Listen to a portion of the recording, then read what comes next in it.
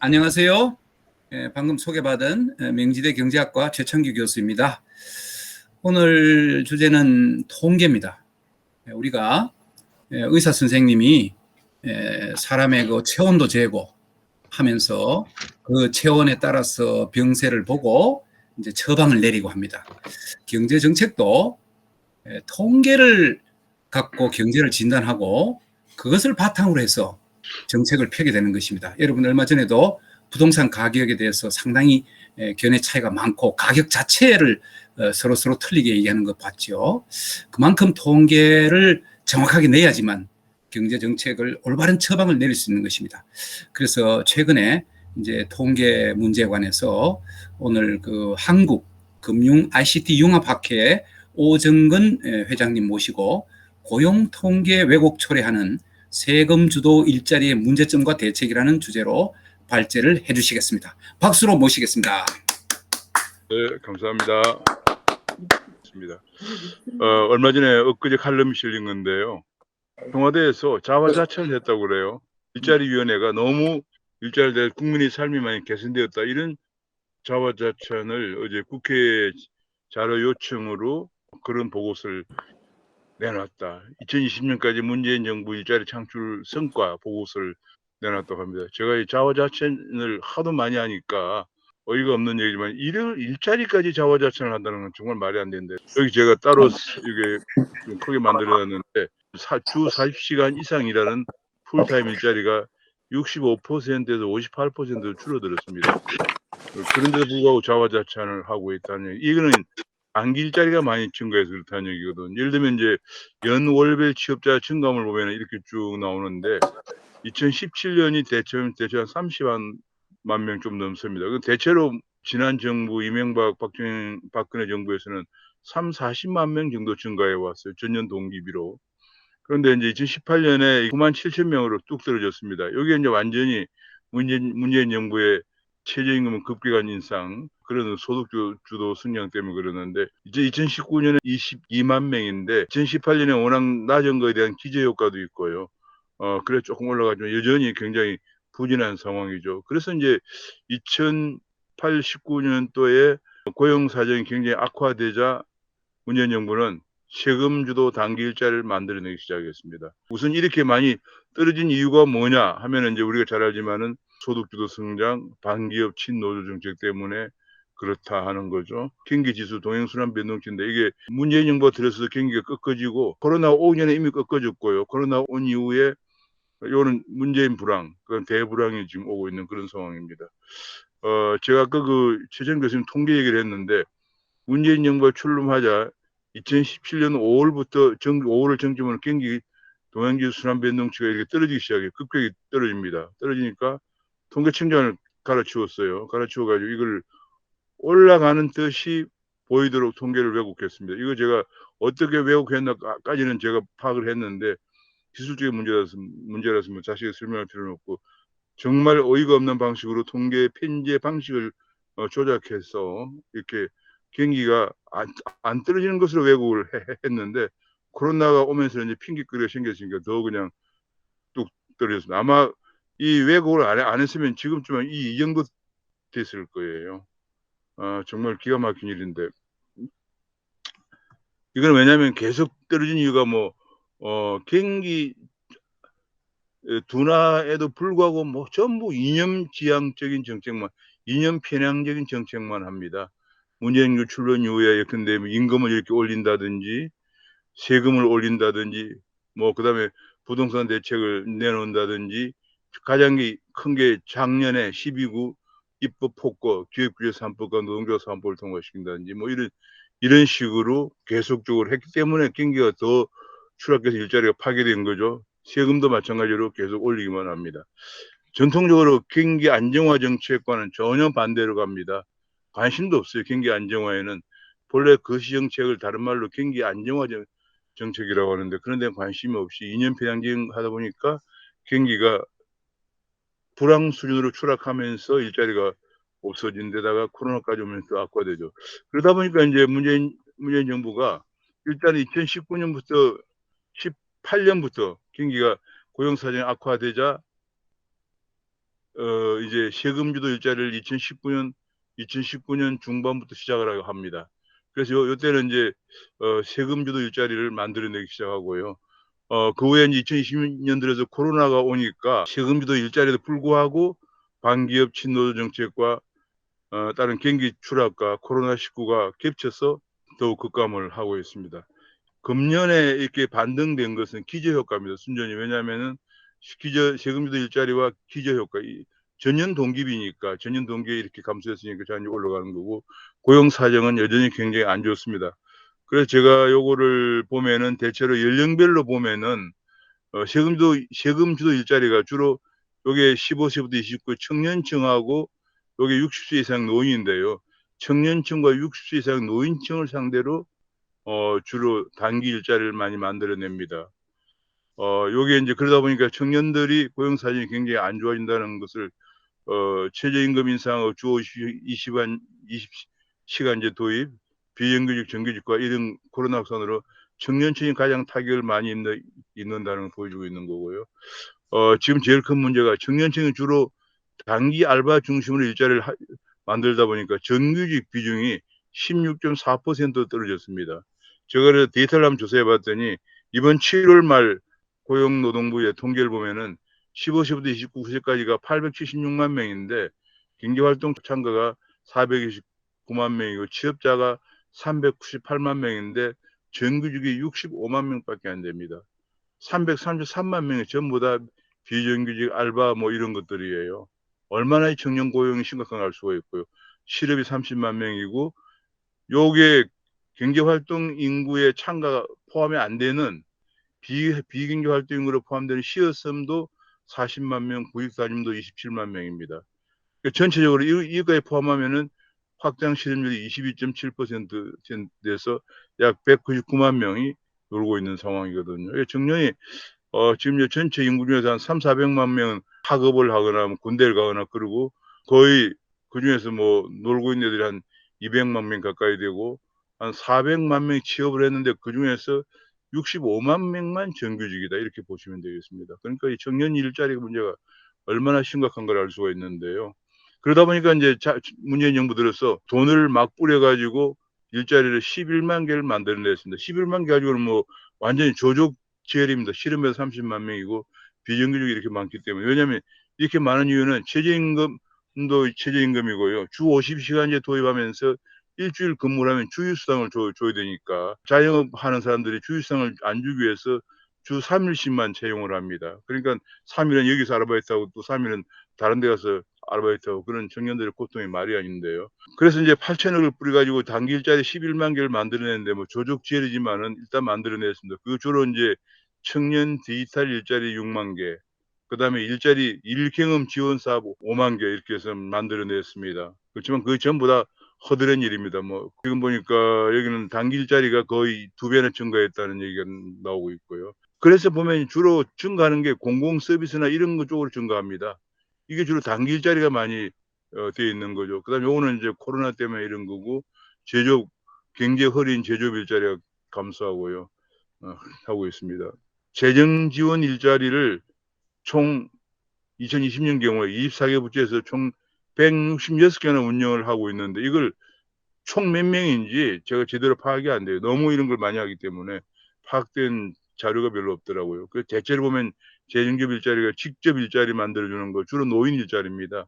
고용 장려금 지급하는 거, 고용 서비스 등등 이런 게 있는데 지금 대체로 보면은 2019년에 대비해서 2020년에 25조 5천억이나 재정지원 일자리를 만들어냈습니다. 주로 보면은 이렇게 이제 이게 재정지원 일자리를 쭉 나눠 놓은 건데 실업소득 유지 지원, 그다음에 요것이 고용 장려금 지원, 직접 일자리 지원 뭐 이런 것들인데 대체로 보면은 가장 많이 만드는 게 노인 일자리입니다.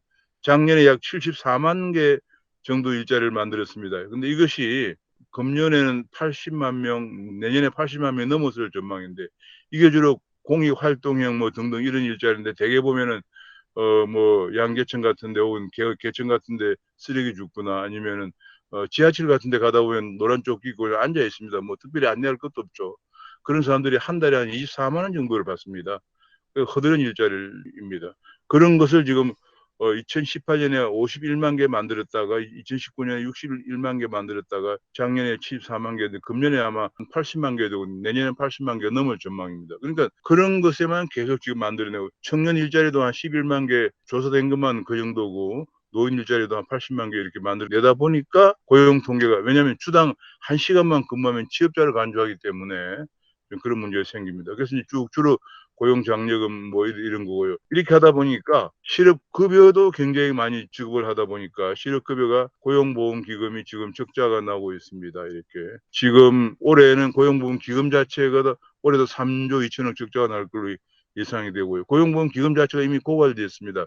고갈돼서 한 3조 원 정도를 다른 기금에서 빌려서 쓰고 있는 그런 상황입니다. 그래서 제가 요거는 순취업이라고 그래서 아까 얘기한 앞에서 연도별 노인 일자리, 단기 일자리, 세금 일자리죠. 그다음에 청년들 11만 개씩 만드는 청년 일자리 더 청년들 파악하면 더 많겠지만 일단은 그것만 파악해서 그걸 빼고 계산해 보니까 이렇게 확실하게 이렇게 나옵니다. 더 많은 예컨대 2020년 같은 경우에는 거의 100만 개, 200만 개씩 일자리가 전년 동기 대비 줄어들고 있습니다. 요것이 이제 세금 일자리, 세금을 쏟아부어서 올 한 25만, 24만 원, 5만 원 주는 단기 일자리를 빼면은 고용 사정이 이렇습니다. 그래서 제가 보기에는 이걸 제대로 일자리를 만들려면 가장 중요한 게 기업 투자 환경을 개선해서 세금을 내는 양질의 일자리를 만들어내는 게 가장 중요한데 결국은 규제를 획파해야 되고 노동 유연성을 제고해야 되고 세금 쓰는 재정주도 일자리에서 세금 내는 민간의 양질 일자리를 가야 된다. 그런 얘기인데 이게 지금 어느 정도 문제냐면 이게 최근에 제가 보니까 엊그제도 오늘도 신문에 보면 현대제철 당진 공장을 민노총에서 점거 파업을 하고 있는데 그 이유가 뭐냐면 당진 공장의 협력사의 협력사 직원들을 직고용하라고 그렇게 요구를 하고 있습니다. 본래 이게 협력사인데 분명히 다른 회사죠. 다른 회사인데 그 사람들을 7천 명을 직고용하라고 해서 당진 공장에서 할 수 없어 가지고 현대제철에서 그러면은 바로 직고용할 수는 없으니까 자회사를 만들어서 직고용하겠다 그랬는데 자회사와 현대제철과 임금 차이가 있기 때문에 안 된다. 직고용을 해라. 이렇게 사업자원 증거하고 파업을 하고 있는 상황이거든요. 그러다 보니까 이제 모든 기업들이 신규 채용을 꺼립니다. 기존에 채용된 사람까지도 협력사까지도 직고용을 해야 되는 그런 상황이 벌어지다 보니까 그래서 노동 유연성이 제고되지 않고는 새로운 청년들이 일자리 아까 앞에서 봐준 청년들이 거의 뭐 일자리가 거의 안 생겨가지고 이런 상황이거든. 청년들이 아까 제가 잠깐 봤지만 이번 7월달 보니까 이게 취업을 398만 명 됐지만 실제 정규직은 65만 명밖에 안 되고 전부 이게 비정규직 알바를 하고 있습니다. 330명이나. 이게 청년들이 참담한 이유가 기존의 기득권 유지를 위해서 워낙 강한 파업을 하고 하니까 신규 채용을 거의 하지 않고 있습니다. 그래서 일단 그 부분이 가장 중요한 개선이 돼야 된다 하는 얘기고요. 유통기업에 대해서 파격적인 인센티브를 제공해서 국내 양질 일자리를 만들어야 된다. 유통기업 같은 경우에 미국 같은 경우는 연간 600개, 800개 정도. 우리나라는 뭐 거의 생색만 되다 보니까 10개 내외 정도 들어오는데 그나마 절반 정도가 잘못 들어왔다 후회를 하고 있다 그런 얘기고요. 이게 이제 노인 일자리가 문제인데 이 민간행 정부에서 하는 게 아니고 민간행 노인 일자리를 만들어줘야 되는데 최저임금만 탄력 적용해도 가능하다는 얘기. 상당한 일자리가 많이 생긴다. 예를 들어서 퇴직한 노인들에게 노장년들에게 최저임금까지 다 주고 뭐 이것저것 급식 비용까지 주려면 300만 원이 훌쩍 넘어선다고 그래요. 그러니까 노인들을 아무도 채용하려고 하지 않는데 이것만 노인들에 대해서도 탄력 적용해서 한 200에서 한 250 정도로도 돈을 벌 수 있게 하면은 이 사람들이 할 일이 굉장히 많습니다. 뭐 아파트의 경비원도 그렇고 지금 마트의 판매원이나 주유소의 주유원이나 뭐 중소기업에 자문한다 이렇게 굉장히 할 일이 많은데 이 노장년에게도 무조건 최저임금을 적용하다 보니까 적용하고 최저임금을 안 지키면은 바로 사용자를 고용주를 형사처벌까지 해버리니까 아무도 고용을 하지 않습니다. 그러다 보니까 이 사람들이 한 200만 원 정도 내에 받아서 생활에 보탬이 될 수 있는 그런 노인들을 그걸 못하게 하고 전부 한 달에 24만 원 주는 앞에서 본 것처럼 세금주도 정부 일자리를 80만 개씩이나 만들어내고 있는 그런 상황입니다. 그다음에 고용 장려금 주는 것도 성과 관리를 좀 강화해야 되고 특히 이제 구직급여 같은 거 요즘 너무 지금 구직급여가 방만하게 지급이 돼서 지금 구직급여 제일 가장 큰 문제가 6개월은 세금주도 일자리를 알바를 하고 그걸 가지고 다시 또 6개월 정도는 또 구직급여를 받고 그렇게 하면서 반복 지급받는 경우도 몇만 명에 달한다고 합니다. 그래서 독일에서는 근로촉진형 구직급여 제도라고 그래서 반드시 구직급여를 받으려면은 기술을 더 나은 직업을 갖기 위해서 기술을 배운다든지 아니면은 앞에 내가 열심히 노력해서 일자리를 구해봤다는 증명서를 제출한다든지 그렇게 하는 그래서 이제 근로촉진형 구직급여 제도라고 이런 걸 도입해야 한다 이런 생각을 했습니다. 요 정도 마치겠습니다. 감사합니다. 예, 감사합니다. 너무 시간을 잘 지켜주셨습니다. 채팅창에 이제 많은 분들이 다 보이는데 손을 들어서 말씀해 주시거나 제일 좋은 거는 채팅창에다가 질문이 있습니다. 이렇게 해주시면 제가 금방 볼 수 있어요. 근데 창은 잘 안 보일 수도 있으니까 질문 있으신 분들은 채팅창에 질문이 있습니다. 이렇게 올리면 제가 하도록 하겠습니다. 뭐 청년 일자리는 너무나 많은 문제고 오정근 박사님 굉장히 좋은 통계를 정리해 갖고 그 실상을 잘 보여주셨어요. 그 우리가 말로만 하던 그 청년 문제, 실제 일자리 문제를 통계를 가지고 아주 잘 보여주셔갖고 앞으로 대책 마련하는데도 많이 도움이 될 것 같고 이제 그렇습니다. 저는 참 예를 들어서 300만 원이 최저임금이다. 근데 최저임금보다 1만 원 적게 주는 회사가 있는데 그 회사가 존재하면 안 되는 거지요.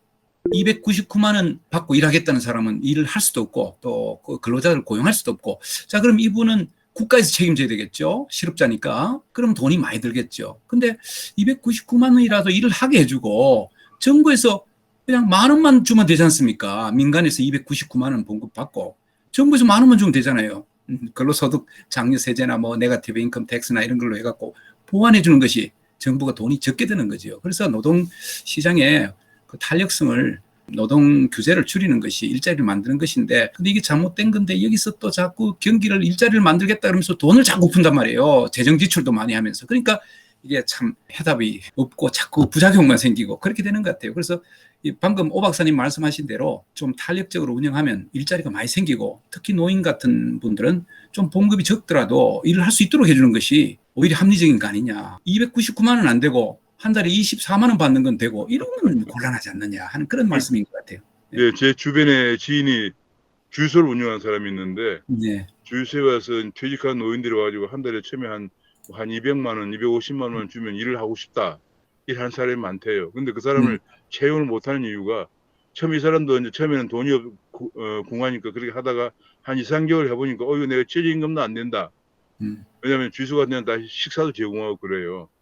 그러다 보니까 최저임금도 안 된다고 그래 나중에 옆에 있는 노동사무소에 가서 얘기만 해버리면 바로 고용주가 형사처벌을 받기 때문에 겁이 나서 채용을 못한다. 이제 이래서 그러니까 노인들이 전부 다 뭘 하느냐 아까 했지만 한 달에 24만 원 받는 허드렛 일이나 하고 있으니 용돈밖에 안 되고 생활비는 도움이 안 되는 노인 빈곤만 심화시키면서 주당 1시간 이상 일만 하면 취업자를 강조가 되니까 통계만 왜곡시키고 있다. 그런 얘기입니다. 노인 빈곤율이 전 세계에서 거의 1등이잖아요. 참 걱정입니다. 그러니까 이거 뭐 더욱 노인 빈곤을 가속화시키는. 그렇습니다. 예, 그 좀 봉급이 적더라도 일을 할 수 있도록 만들어 드려야 되는데 저 전사면 교수님께서 근로소득세는 점차 감소한다는 통계가 있나요? 뭐 이렇게 질문을 주셨네요. 근로소득세. 그 질문을 좀 다시 좀 정리해서 말씀해 주세요. 예, 지금 일자리가 좀 줄어드니까 당연히 근로소득세가 줄어들 것 같아요. 세수가. 맞습니다. 예, 세수가 줄어들고요. 예. 오직 정부에서 의존하고 있는 것은 법인세하고 세계에서 가장 높은 수준의 법인세하고 종합부동산세에 의존해서 세금을 거두고 있는 그런 양상입니다. 세수뿐만 아니고 그렇게 되면서 세출이 느는 거죠. 정부가 돈 쓰는 게 자꾸 많아지는 거죠. 아까 24만 원짜리 일자리도 만들어야 되니까. 그러니까 네. 좀 심각하죠. 박주헌 선생님이 국내 외국인 근로자들이 100만 명이 넘고 불법 체류까지 포함하면 200만 명이나 될지도 모른다는 추계가 있습니다. 외국인이 차지하고 있는 일자리가 되게 어려운 일이라고 하지만 이 일자리를 내국인들이 대체할 수 있는 대안은 없을까요? 이런 질문을 주셨습니다. 네, 그렇습니다. 지금 현재 제가 오늘 신문에도 체크해 봤는데 오늘 신문에 났어요. 지금 외국인의 일자리가 200만 명 정도 됩니다. 근데 그 외국인들이 되게 저도 이제 공장을 방문을 해본 적이 있습니다. 이제 공장을 몇 군데 인천의 남동공단이나 대구의 성수공단에 방문해 봤는데 거의 사장하고 간부 몇 사람 빼고 다 외국인들이에요. 근데 그 외국인들이 하는 일이 제가 보니까 그렇게 힘든 일들이 아니에요. 문제는 그 중소기업에 우리나라 청년들이 가려고 하지 않기 때문에 그래서 그런 일이 생기는데 지금 청년들에게 중소기업에 갈 수 있는 인센티브를 주기 위해서 지금 예를 들어 청년을 채용하면은 3년간 연간 한 1,000만 원 정도의 임금을 그 기업에다가 지원하는 제도가 있어요. 그렇게 하는데 그게 이제 기업 주인이 부담을 안 가지기 위해서 그렇게까지 해주고 있는데도 해주고 또 청년들에게도 목돈 마련을 3년 근무하면 목돈 얼마 마련해주는 그런 제도도 있거든. 근데 우리나라 청년들이 중소기업에 안 갑니다. 그게 문제예요. 안 가고 전부 비정규직으로 있는데 왜냐하면 힘든 일을 가서 뭐 주물 공장에서 주물을 만든다거나 선반을 돌리고 그런 걸 일을 안 하려고 하기 때문에 지금 저래 그러면서 330만 명이나 비정규직이 있는 게 대부분 다 그냥 어디 뭐 카페 같은데 하거나 뭐 전부 그런 것들이에요. 그런 거 한 6개월 하고 나면은 또 실업급여 받고 또 한 6개월 또 받고 놀다가 또 하고 뭐 이런 식으로 반복해서 3, 4년 지나면 그냥 이제 나이는 들어가고 그냥 뭐 완전히 사회에 그냥 정말 한량밖에 안 되는 거거든요. 그래서 큰 문제라고 생각을 하는데 청년들의 의욕, 근로 자세, 근면 뭐 이런 자세가 전혀 지금 훼손됐다는 게 더 큰 문제고 정부에 주는 거 그냥 돈 예컨대 실업급여 같은 경우에 많은 경우에 한 달에 180만 원까지 지급한다고 그래요. 그러니까 그거 받고 그냥 노는 거예요. 놀다가 또 돈 떨어지면 또 알바하고 뭐 그런 식으로 참 청년들의 정신무장 얘기하면 이제 고리타물 하던 소리밖에 더 이상 들을 그게 없는데 다 그렇게 얘기하잖아요. 근데 요즘 뭐 청년들 보고 근면해야 된다 이런 소리도 못 해요 지금. 신백훈 대표님이 통계 왜곡은 처벌해야 된다고 봅니다. 무슨 죄로 처벌해야 되는지를 알려줘야 한다고 봅니다. 아니 제가 그렇지 않아도 국민을 속인 죄 반역죄로 다스려야 됩니다. 이렇게 질문 주셨고요. 통계청에서 비행기 순환 변동치를 왜곡한 거에 대해서 내가 국민의힘 국회의원에게 설명을 했어요. 이거 국회 통계청에 불러가 문제시해야 한다 했는데도 그분이 알아듣지를 못해요.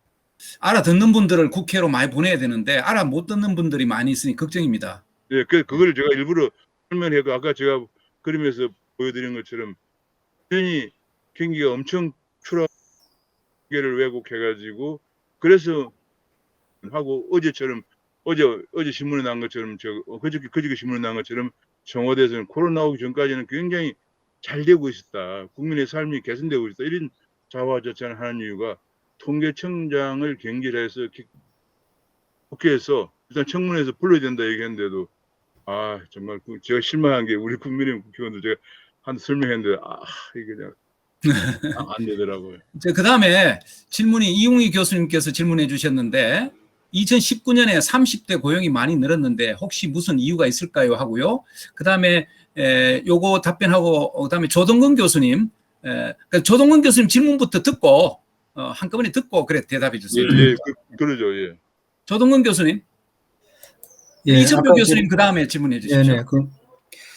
제가 좀 약간 썼는데 기억이 2021년 7월 현재 청년층에 대해서 우리가 좁혀보면은 정규직 비율이 16.5%밖에 안 되더라고요. 바로 우리가 봤죠 숫자 너무 충격적인데 이게 분명히 최저임금 영향이 있을 거라고요. 그러면은 글쎄 과거 통계를 갖고 계신지 모르겠는데 최저임금이 급격하게 올라가기 전에 같은 나이 그룹이죠. 이게 15에서 29세까지 대개 그 정규직 비율이 몇 %나 되죠. 그래서 그걸 비교하면은 청년들 위해서 15세부터 29세까지가 청년이거든요. 네네네. 근데 그걸 제가 정규직 비율 보니까 16.4%라고 한국경제연구원에서 조사한 게 있더라고요. 그러니까 이제 그게 지금 2021년 7월 현재거든요. 그러니까 네, 지금 올라가고 나서인데 그 전에 그러니까 이제 뭐 이명박 정부, 그러니까 뭐죠 박근혜 정부 때라든지 아니면은 최저임금이 급격히 올라가기 전에 같은 네네. 그 청년층한테 우리가 좁혀본다면은 정규직 비율이 어느 정도였어요? 그러니까 그 시리즈가 쭉 나와 있으면 좋은데 그건 그 안 나와요. 시리즈가 아직은 그까지는 안 나와 있더라고요. 다만 여기 데이터를 제가 보니까 그 전에 18.4%로 나와 있어요. 줄었네. 2%가 떨어졌는데 비교적 그러니까 그 전에도 청년들의 일자리가 정규직이 굉장히 적다 이렇게 볼 수가 있겠습니다. 적은데도 또 줄여버렸네요. 더. 네, 그 이천표 교수님 질문 좀 해주시고 그 다음에 이보희 선생님, 박주원 선생님 걸 제가 질문 드리겠습니다. 이천표 교수님. 네, 제 질문 하나 드리겠습니다. 네네. 정규직이 65만, 비정규직 333만 해가지고 정규직보다 비정규직이 한 5배 가까이 되는 거 이런 아주 굉장히 중요한 통계를 말씀해 주셨는데요. 이거는 그 모든 노동자 전부를 합친 거죠. 아니 15세부터 29세까지 청년만 본 거예요. 아까 청년은 뭐 16.4%라고 그랬잖아요. 예, 그래서 이제 398만 명 취업자를 곱하기 16.4% 하면은 65만원이 돼요? 65만이 나옵니다.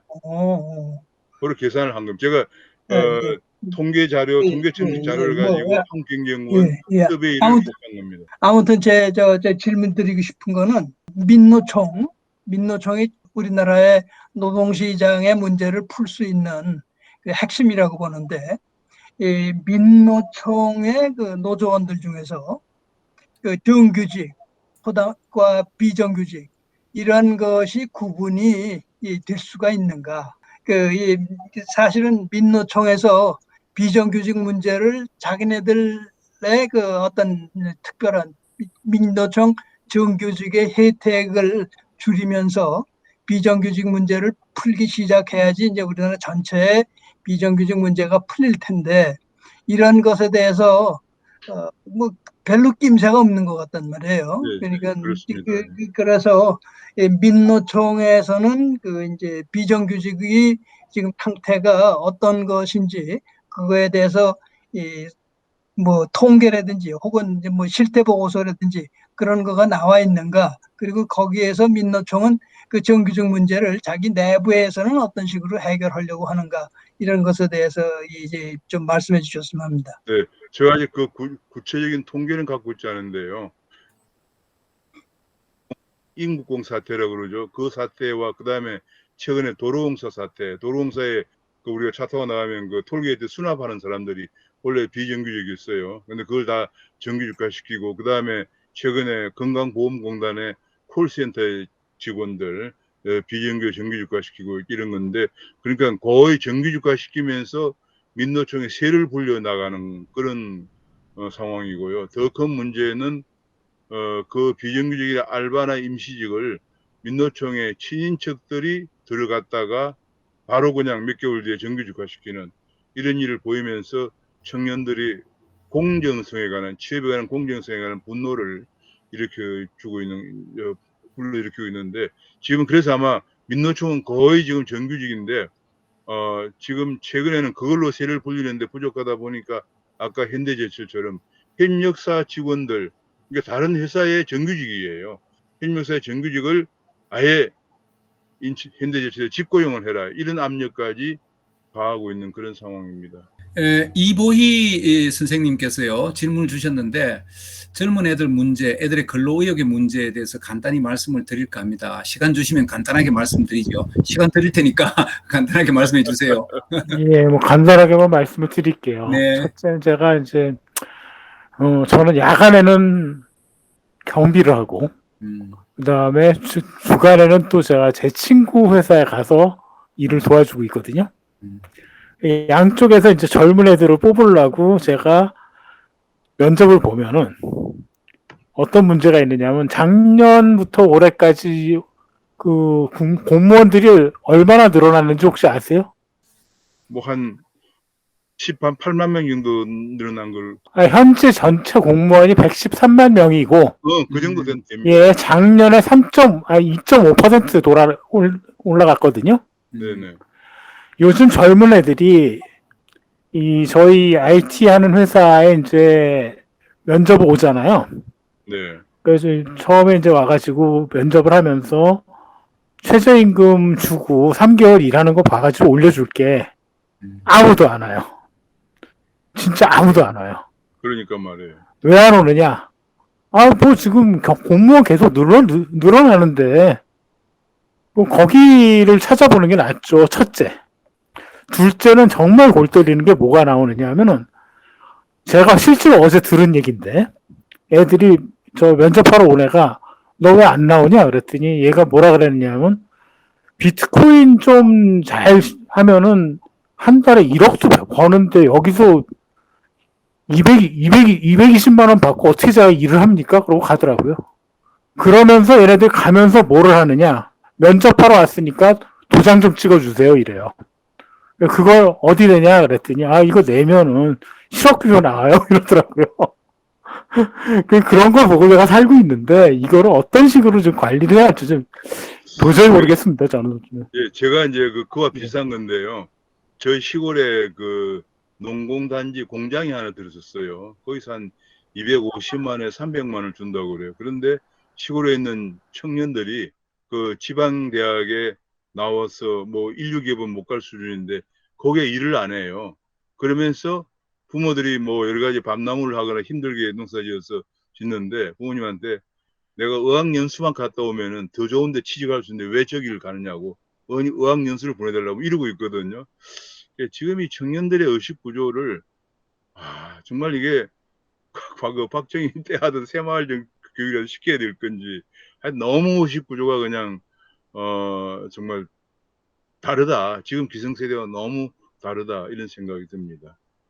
근데 잡 오퍼를 했는데 그 사람이 안 받아들였을 때는 실업급여 정빙으로 하면 안 되지 않습니까? 전화해갖고 잡 오퍼를 리젝트를 당신 안 돼 이렇게 됐으면 뭐 그 말이 되지만 당신 와서 일해 그런데 난 필요 없고요. 그냥 증명서가 필요해서 왔어요. 이거는 그 실업급여 같은 거를 주면 안 되죠. 이럴 경우에는. 그런데 해줘요. 그게 이제 해준다고요. 우리나라 문제는 사람들이 예. 청년들이 그런 증명서를 떼달라고 그러면 대부분 떼준다는 거예요. 걔네들이 오면서 면접을 오면서 그 서류를 만들어 갖고 와요. 그래가지고 서류 끝나고 나면 여기 도장 좀 찍어주세요. 그럼 못 찍겠다 그러면은 신고할게요. 이래요. 참. 미칩니다, 아주 진짜. 참. 그러니까 뭐 그래서 제가 보기에는 실업급여를 너무 많이 주는 것이 청년들을 스포일 시키고 있는 것이 아닌가 싶습니다. 예컨대 한 달에 180만 원을 준다 그러면은 일 안 하고 180만 원을 버는 거기 때문에 그걸 선택한다는 거예요. 그래서 한 달에 실업급여가 지난달에는 1조 2천억 정도 나갔거든요. 굉장히 심각한 문제로 생각되는데 이거를 어느 정당이든지 실업급여를 좀 줄이자 이런 얘기를 하면 표가 안 나오니까 또 줄이자 소리도 못하고 말이죠. 지금 동덕여대 박준 교수님이 재밌는 포인트를 말씀해 주셨는데 박 교수님 직접 한번 말씀해 주시겠습니까? 아주 좋은 주제인데 질문인데.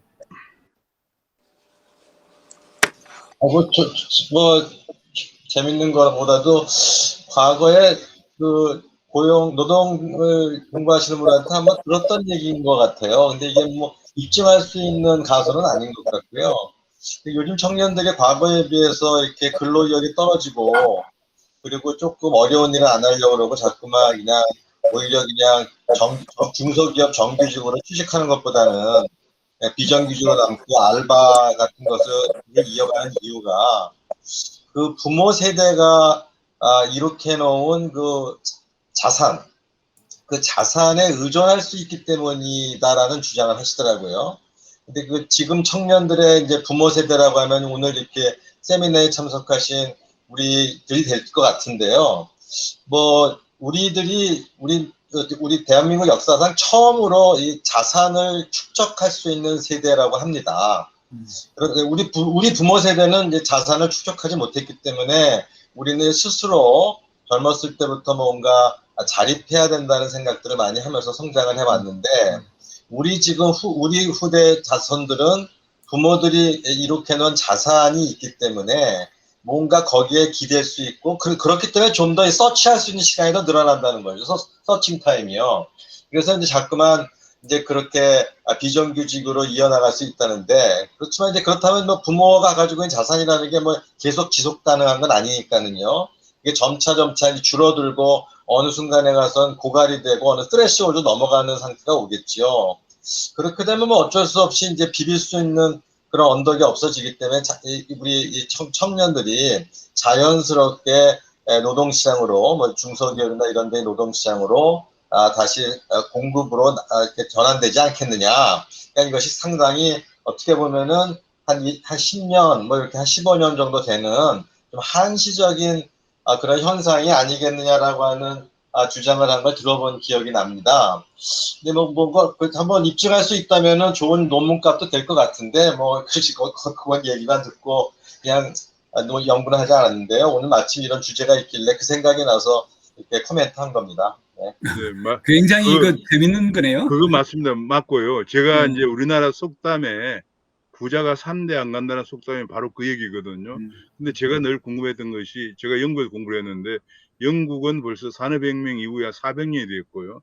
독일도 한 300년, 미국도 독립한 이후에 뭐 한 250년 됐으니까 그 기간 동안 어떻게 이런 그 성장 추세를 유지해 왔느냐, 이것이 우리나라하고 차이점이거든요. 결국은 그들 나라에 차이가 있는 그런 생각. 선생님. 양진석 교수님 질문. 예, 두 가지 질문이 있습니다. 실업급여를 받을 때 총 받을 수 있는 기한을 뭐 3년으로 이렇게 제한한다든지 뭐 그런 지금 법이 있는지 제가 좀 몰라서 여쭤봤고요. 그러니까 실업급여를 뭐 총 뭐 3년밖에 못 받는다, 뭐 이런 제한을 두는 것은 어떨까 하고요. 발표 중에 청년 실업을 근본적으로 해석하기 위해서는 규제 완화와 또 노동의 유연성을 보장해야 된다 그러는데, 그럼 구체적으로 어떤 규제, 어떤 또 노동 유연성을 보장하기 위한 뭐 정책? 구체적으로 뭐를 말씀하시는 거지? 예, 그 구체부터 말씀을 드리면은 가장 중요한 것이 해고의 자유가 있어야 돼요. 예를 들어 일을 못하면 해고에는, 우리나라는 해고가 어떻게 되어 있냐면요. 지난번 박근혜 때 쉬운 해고를 얘기하다가 그것이 안 되고 말았는데, 지금은 해고를 하려면은 몇 년간 고가가 최하위를 기록해야 되고요. 그 다음에 그 고가가 나쁜 사람의 직무 능력 향상을 위한 연수를 1년 정도 시켜야 되고요. 그리고 복귀에서도 고가가 나쁘면 해고 가능하다, 이렇게 돼 있거든요. 그러니까 해고가 거의 불가능하고요. 그러니까 지금 해가지고 뭐 강성으로 기업가들이 웬만하면 고용을 안 하려고요. 지금은 이제 오늘 이재용 부회장이 발표한 것 중에 하나가, 자기 삼성은 그룹 공채를 유지하겠다고 한 이유가 지금 대부분의 기업들이 그룹 공채가 없어져 버렸어요.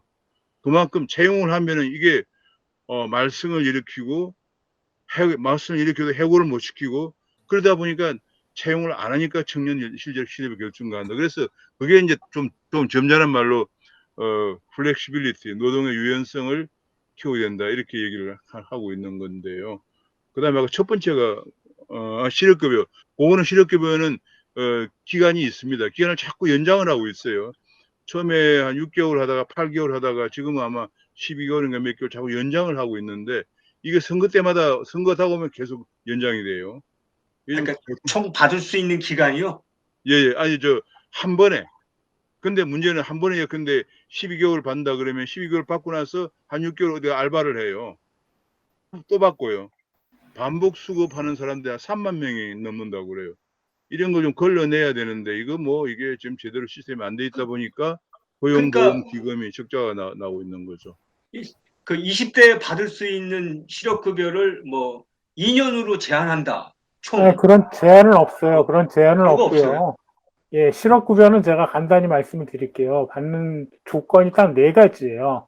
실업 전에 180 이상 일을 했느냐, 일할 능력과 의사가 있느냐, 재취업할 노력을 하고 있느냐, 그리고 이직 내 사유가 해고나 권고사직이나 이런 거여야 한다. 요것만 되면은 죽을 때까지 계속 받을 수 있어요.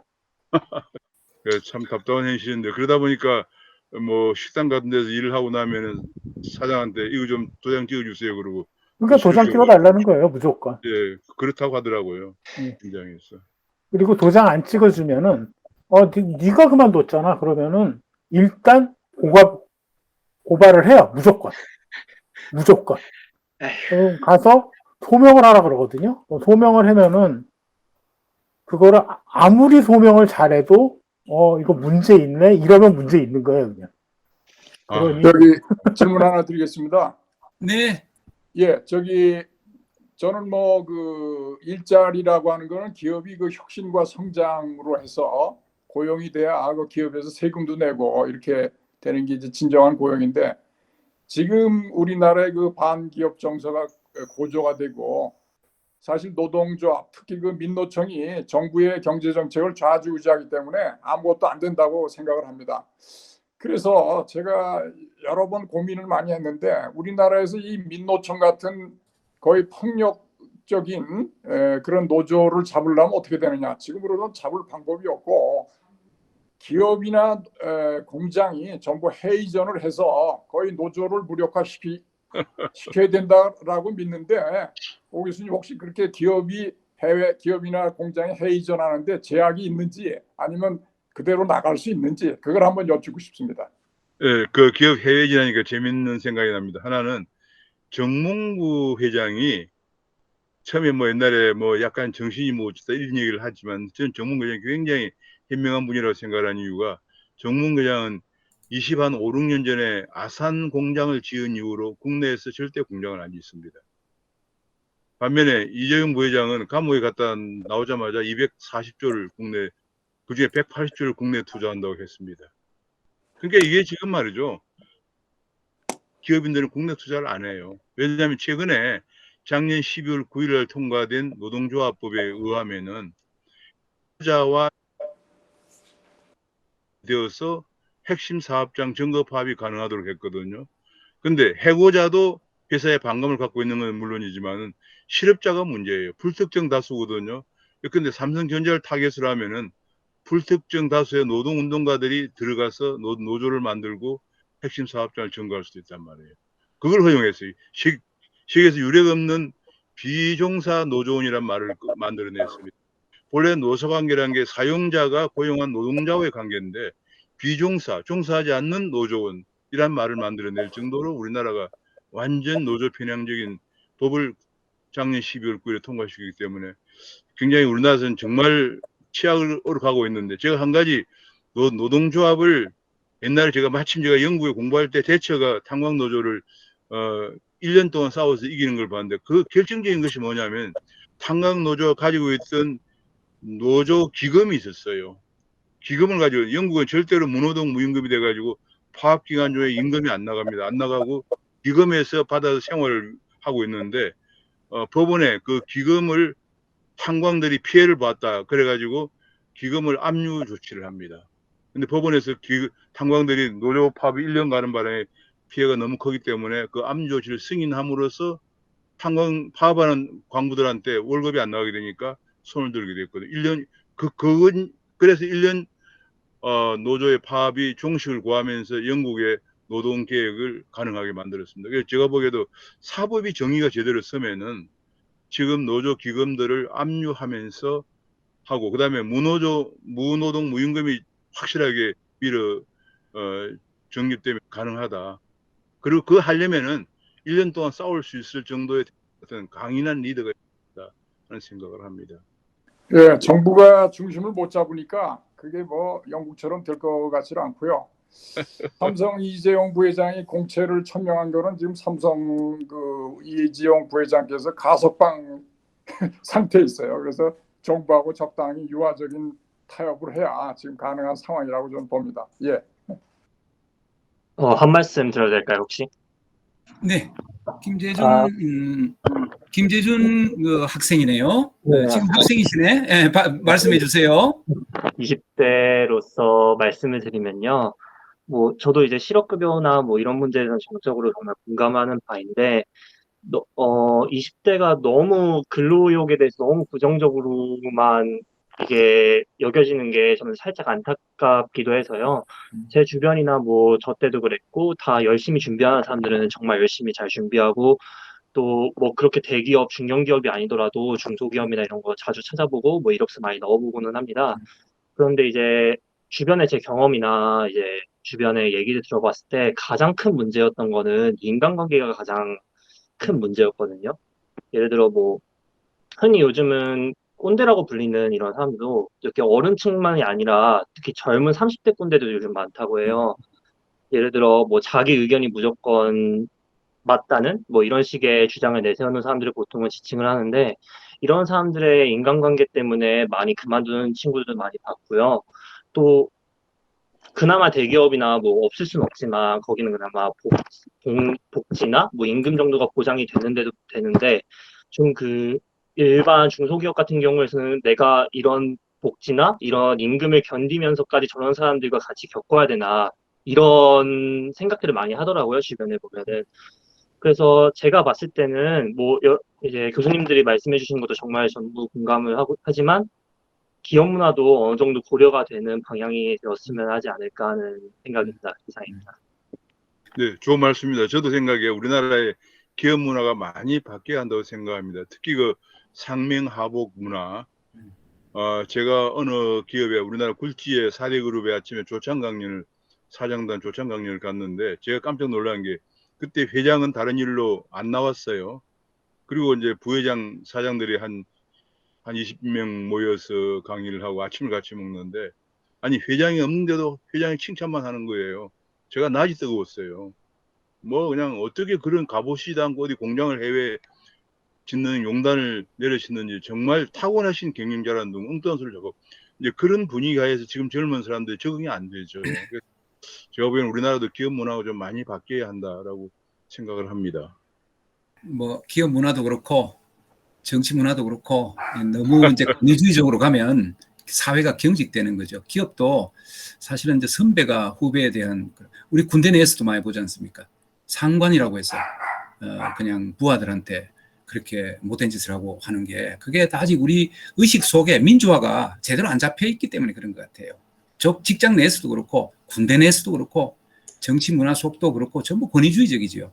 그래서 전체적으로 말만 민주화가 아니고 진짜 민주화가 제대로 돼야 되는데 그런 부분이 있는 것 같아요. 저는 아무튼 이번에 이걸 데이터를 보다 보니까 청년들의 비정규직이 300만이 넘는다는 게 정말 충격적이었거든요. 데이터를 정리하다 보니까. 그 다음에 노인들이 거의 연간 80만 명, 아마 내년에는 90만 명 정도 될 거예요. 아니, 한 200만 원 내외에 벌 수 있는 노인들을 갖다가 그걸 못 벌게 하고 전부 24만 원짜리, 저희는 좀 올라서 27만 원까지 받는다고 하더라고요. 그런 허드렛 일이나 하라고 하니, 그리고 거기 세금을 쓰는 이 나라가 도대체 어떻게 제정신이 있는 나라인가 하는 생각이 들고요. 이 청년들의 문제는 결과적으로 일자리를 창출할 수밖에 없는데 미국의 경우에 250인 이상 고용된 대기업에 종사하는 일자리가 40%라고 합니다. 근데 우리는 지난번에 300인 이상 종사자를 얘기할 때 흔히들 9988이라는 말을 많이 썼어요. 중소기업이 기업 개수라면 99%고 종사자라면 88% 그 얘기인데 250 이상 미국하고 맞추려고 조사해봐도 한 20%밖에 20% 좀 안 되거든요. 그러니까 기업들이 커져서 청년들이 가고 싶어하는 일자리를 많이 만들어낸 기업을 만들어내는 게 중요한데 또 한편으로 청년들이 또 대기업도 싫어해요. 본인은 가고 싶어하는데 대기업 반감이 있거든요. 참 이거 어떻게 해결해야 할지 그거 참 걱정입니다. 우리 이웅희 교수님께서요, 조직 문화에 대해서 간단하게 의견 주시겠답니다. 이 조직 문화는 상당히 참 들어보고 싶은 얘기인데 잠깐 설명해 주시겠습니까? 네, 뭐 그 전문적인 의견은 아니고요. 물론 저도 이제 조직 문화 쪽으로 경영학부에서 공부는 합니다만은 제가 지금 말씀드리고자 하는 거는 그냥 제가 일반적으로 느끼는 거 말씀드리고 싶은 건데 그 조직 문화가 70년대, 80년대, 90년대에 비해서 현재가 권위주의적인 것 같습니까? 아니면은 그때보다는 덜 권위적인 것 같습니까? 저는 70년대, 80년대, 90년대보다는 지금 조직이 훨씬 더 덜 권위주의적이라고 생각합니다. 군대도 그렇죠. 마찬가지예요. 군대도 무슨 갑질이니 이렇게 얘기를 하지만은 과거 군대에 비하면 지금 거의 당나라 군대 수준으로 권위주의를 타파를 해야 되는데 우리나라는 권위 자체가 지금 깨지고 있는 상황이거든요. 맞아요. 그래서 정당한 권위나 정당한 공권력은 지켜져야 되는데 그것만 마저도 지금 다 깨지고 있는 상황이고 그 군대나 이런 데뿐만이 아니라 민간 조직도 마찬가지입니다. 지금 20대 학생이 아까 말씀을 하셨는데 이제 그 20대 분위기는 그래요. 그 꼰대 소리하고 라떼는 그런 얘기하고 그걸 싫어하지만은 사실은 그 20대 판단이 잘못될 수가 있어요. 제가 볼 때는 뭐 제가 50대지만은 제가 50대를 대변해서 얘기한 거 아닙니다만은 객관적으로 봐도 현재 기업들이 굉장히 탈권위적이에요. 20년 전, 30년 전에 비하면 그렇습니다. 근데 그거를 대고 지금 20대들이 들어가가지고 굉장히 권위주의적이고 꼰대질하고 이렇게 얘기한 거는 제가 볼 때는 지금 20대들이 멘탈이 굉장히 약해요. 이런 얘기 들으면 굉장히 싫어하겠지만은 저는 사실이라고 생각합니다. 본인이 멘탈이 약한 거를 사회 탓을 하면 이거 좌파적인 사고거든요. 자기가 멘탈 약한 거를 이걸 사회 구조 탓이고 사회가 나를 압박하고 이런 걸로 자꾸 그 지금 얘기를 하는데 가만히 생각을 해보십시오. 점점 탈권위적으로 가고 있는데 본인들은 20대들은 점점 이게 조직이 권위적이라서 못 견뎌 한다. 이건 누가 잘못입니까? 한번 잘 생각해 보십시오. 네, 거기까지만 말씀드리겠습니다. 좋은 지적입니다. 저도 공감을 합니다. 옛날에 비하면 뭐 권위가 없는 상황이죠. 기업에서도 거의 권위가 없고, 그리고 권위를 가지고 직장의 중간 간부들이 직장 젊은 직원들을 통할할 수도 없어요. 뭐 모이질 않으니까. 저녁 퇴근하면서 밥 먹으러 가자 그러면 아무도 안 따라오니까 뭐 얘기가 될 수가 없는 상황이죠. 한 가지만 질문 더 하겠습니다. 지금 저 오정근 박사님, 뭐 최창규 교수님, 조동근 교수님, 많은 자유주의 경제학자님들이 정부를 상대로 해서 제발 정책 좀 바꿔라라고 외치고 있는데, 제가 보기엔 정부가 전혀 들을 자세가 안 돼 있는 것 같습니다. 전혀. 제가 오 교수님 이거 오늘 강의 전에 많은 신문에서 전부 발췌해서 읽어봤어요. 정말 많이 생각하시고 애치시는데 뭐 반향이 없습니다. 제가 보는 시각은 두 가지인데요. 하나는 지금 여러 분들이 지적하는 것처럼 정부가 무식하다, 모르니까 우리가 얘기하는 거를 따라서 해라. 예, 말은 절대로 옳습니다만은 저는 좀 다른 생각을 가지고 있어요. 저는 이 정부의 위정자들이 이 정책이 잘 안 된다는 걸 알고 있다. 저는 그렇게 생각합니다. 자유시장 경제로 커온 우리 경제에 사회주의 정책을 접목으로 하면 이게 되겠습니까? 전혀 작동 안 된다는 걸 알면서 이 사람들은 사회주의 경제 정책을 실현해서 사회주의로 가려고 하는 것이죠. 뭐 아시겠지만 소주성이라는 말도 안 되는 거. 그다음에 그러니까 결국은 이제 중서민들을 전부 빈곤하게 만들고, 거꾸로는 이제 부자 증세를 해서 하면은 이 중서민들이 국가에 의존적이 되거든요. 의존되면은 세금으로 풀어가지고 거의 지배를 하는 것이고, 이렇게 되면 베네수엘라식의 사회주의가 돼가지고 망하는 건데, 제가 예람된 질문했습니다. 한번 견해를 듣고 싶습니다. 예. 네, 맞습니다. 본래 사회주의라고 하는 것은 지금까지 사회주의가 계속 망했는데도 끊임이 없거든요. 그 이유가 사회주의는 주의자들은 이상을 쫓습니다. 본래 사회주의, 공산주의나 사회주의 시작이 영국의 유토피아라는 소설에서 시작된 거거든. 토마스 모어가 쓴 유토피아인데, 거기가 재산을 공유하면서 같이 사는 사회예요. 그걸 그랬는데, 이걸 다시 이제 1800년대 초에 프랑스의 생시몽이나 이런 사람들이 공상적 사회주의로 구상했다가 그걸 과학적 사회주의를 만든 사람이 이제 칼막스고, 그거를 이제 시행한 사람들이 레닌이고 모택동이 그렇죠. 근데 모택동 같은 경우에 그렇게 해서 몇천만 명 굶어 죽었습니다. 그런데도 이걸 버리지 못하는 이유가 이렇게 가야 할 건데 왜 이렇게 안 되지, 이렇게만 생각하는 거예요.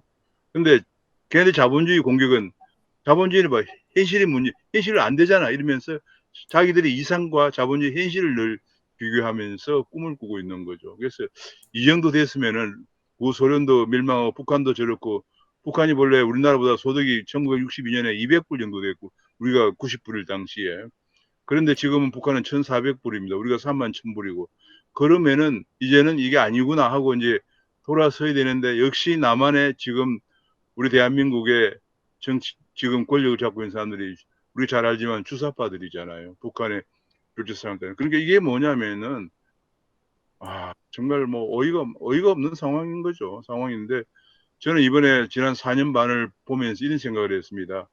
프랑스 혁명이라는 게 일어났어요.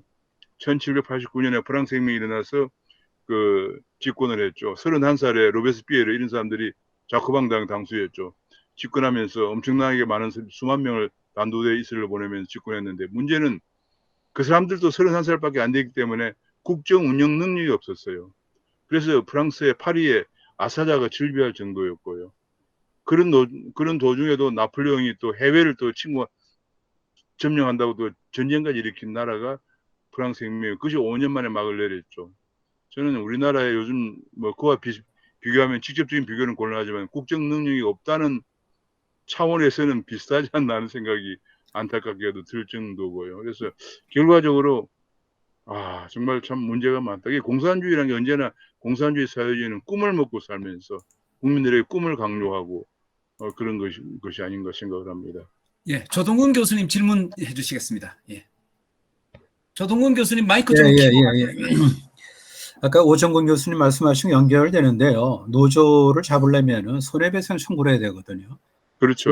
제가 아까 말씀드린 거 잘 들었고, 미국도 지하철 노조가 있었는데 불법 파업하면서 그거를 손해배상 청구하니까 그냥 기금이 고갈되는 거죠. 적립금이죠. 어떻게 보면은. 그렇죠. 그래서 이제 그거에 참 중요한데 우리는 뭐냐면은 노조 싸울 생각을 좀 해야 돼요. 예를 들어서 현대차를 들어보자고요. 불법 파업이잖아요. 뭐 절차가 뭐 잘못되거나 또는 어떤 과정보다도 결과적으로 선을 넘어서 그러면 불법 파업으로 인해서 생긴 손해는 청구를 해야 되는데 그런 걸 안 한다고 지금 우리가. 그러니까 노조가 가장 약한 게 돈이에요, 돈. 그러니까 결국 그대로 뭐냐면 조합비를 받아서 그걸 챙기고 그걸 갖다 뭐 적립을 해서 운영을 할 텐데 그거 빼놓고는 없기 때문에 그거를 건드리면 돼요, 그거를. 근데 얼마든지 있잖아요, 그게. 불법 파업이라면은 불법 파업으로 손해를 봤는데 클레임한다. 왜 그걸 못하냐 그런 얘기예요. 그 다음에 또 하나 좀 약간 좀 말씀 이제 드린 김에 참 가슴 아픈 게 최저임금 인상하면서 외국인 근로자만 좋았잖아요. 그건 다 아는 거고. 그 다음에 지금 우리가 우리 다 연배가 다 높으시니까 그런데 참 답답한 게 졸업하고 나서 대학교죠. 3년 안에 자리를 못 잡으면 그냥 평생을 떠내려가요. 근데 지금 우리가 모든 세대들이 그런 것 같아.